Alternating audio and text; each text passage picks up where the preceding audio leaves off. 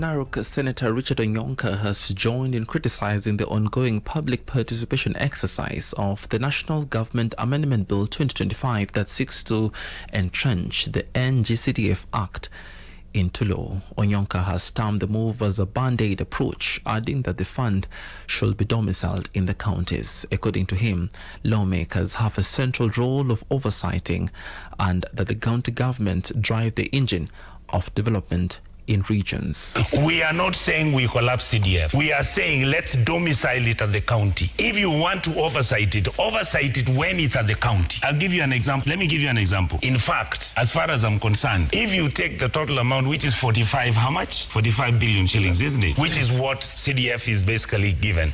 Yep. Add more for the women rep. How much are you giving the women rep? It's about 200 million times how many are they? 47. You're talking about another 3 billion. So the total amount of money that you are looking at, if you look at the CDF amount, what we are saying is very simple. Can we agree what to do with our roads?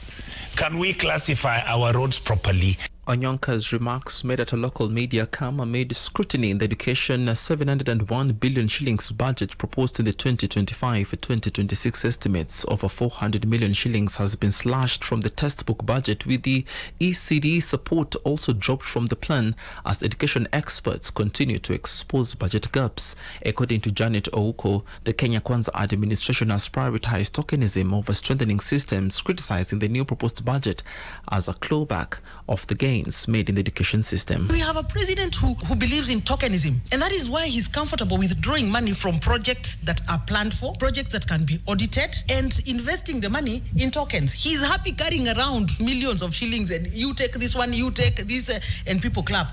Well, boss, you can't do that. You better be a believer. You better be a believer of systems. And even if you don't believe in systems, we're not going to allow you to destroy the systems that other presidents and other people have invested and put in place. You go do your small things where you want to do, but leave the education sector here.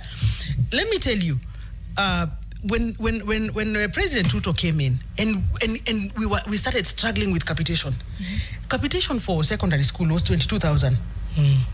He, on one stroke of a pen, reduced it from 22,000 to 16,000, and people still did not, we were struggling to understand him, because the way he talks like he's a phenomenal man, and only for us to see him handing the money to members of parliament. Meanwhile, parents whose children are set to sit the KCSE exams this year can breathe a sigh of relief after the government reinstated funding for national examination. This comes after the National Assembly's Education Committee, chaired by Julius Mele, proposed an allocation of 5.9 billion shillings in the next budget to support the administration of national examinations, which had been omitted from the current budget estimates. The proposed allocation will be sourced from the recurrent capitation votes for secondary schools, which had been allocated at 3 billion shillings, junior schools, whose allocation stood at 2 billion shillings, and primary schools funding, whose allocation is at 900 million shillings. The monies for examination is actually short by 5.1 billion shillings. Then I would want to hear from you then. Are we budgeting to fail in terms of that particular vote? We are seeing different stakeholders trying to explain why the money was totally removed. Just some amounts out of this capitation to fund in KCSE exam is because exams is at the end of this year. These monies that we have here, 103 billion, will go all the way to July. It was very, very insensitive.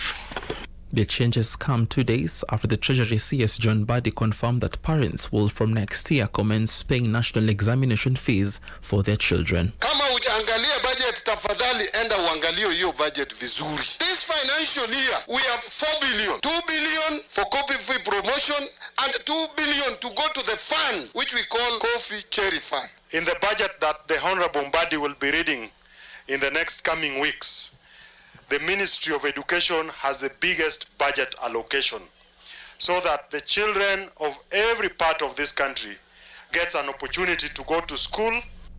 Pearl Newsbeat. The former Inspector General of Police Japhet Koome has suffered a blow after the High Court dismissed his bid to overturn a ruling that held him personally accountable for police brutality against striking doctors, including the KMPDU Secretary General Japhet. Justice Rosalie Naburili upheld the earlier judgment delivered last year by Justice Jairus Nga, which found Koome criminally and personally liable under the doctrine of command responsibility for the unlawful actions carried out by officers acting under his orders.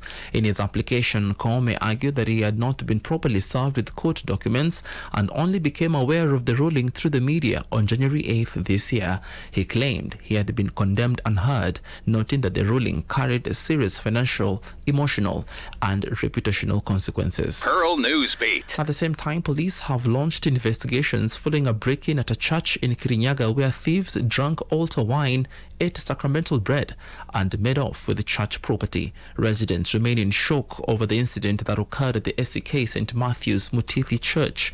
According to the church vice chairman Eliud Githaka, the theft was reported by choir members who discovered the keyboard missing. Police officers who visited the church last night have assured the congregation that investigations have begun. Pearl Newsbeat.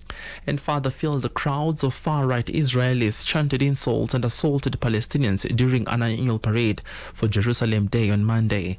Chants of death to Arabs and nationalistic slogans were repeated during the event, which commemorates Israel forces taking Palestinian majority East Jerusalem during the 1967 Arab-Israeli War. Violence broke out at ultra-nationalist Jews streamed into Palestinian areas of Jerusalem's walled old city. Opposition leader Yair Lapid said the event had become a festival of hatred and racism, adding it was a disgrace and an insult to Judaism.